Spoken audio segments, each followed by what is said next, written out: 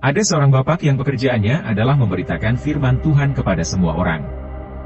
Nama bapak ini adalah Paulus. Ia adalah seorang rasul. Karena kehebatannya, maka banyak orang menerima dan percaya Tuhan Yesus. Tetapi, ada juga banyak orang yang tidak suka dengan Paulus, sehingga mereka membuat Paulus ditangkap dan dipenjarakan. Tetapi, walau sudah dipenjarakan, Paulus tetap memberitakan firman Tuhan. Ketika berada di dalam penjara inilah, Paulus menulis surat untuk jemaat di kota Efesus. Di kota Efesus itu, banyak juga keluarga yang beragama Yahudi, sama seperti Paulus dahulu. Makanya, Paulus menasihatkan semua anggota keluarga untuk saling menghormati.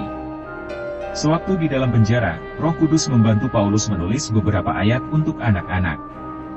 Wah, anak-anak tidak dilupakan. Sambil duduk, Paulus mulai menuliskan ayat-ayat untuk anak-anak. Kamu tahu apa yang ditulis oleh Paulus untuk anak-anak? Paulus ternyata menulis begini, "Hai anak-anak, taatilah orang tuamu di dalam Tuhan." Sebagai seorang guru Taurat, Paulus teringat bahwa ada firman Tuhan yang tertulis di dalam kitab Taurat khusus untuk anak-anak. Taurat itu adalah firman Tuhan Allah yang diberikan kepada Nabi Musa di Gunung Sinai. Waktu itu, Tuhan Allah berjanji bahwa anak-anak yang menghormati orang tuanya akan diberi umur panjang. Wah, itu sangat menyenangkan. Tuhan Allah menginginkan semua anaknya beroleh keselamatan. Sebagaimana Paulus yang mengasihi Tuhan, Paulus menaati, mengikuti dan melakukan perintah Tuhan, maka sebagai anak-anak Tuhan, kamu juga tentunya menaati, mengikuti dan melakukan perintah Tuhan.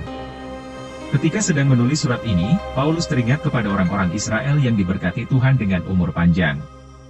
Ada yang 70 tahun, yang 80 tahun, bahkan ada yang sampai ratusan tahun. Ternyata, janji Tuhan itu benar dan pasti.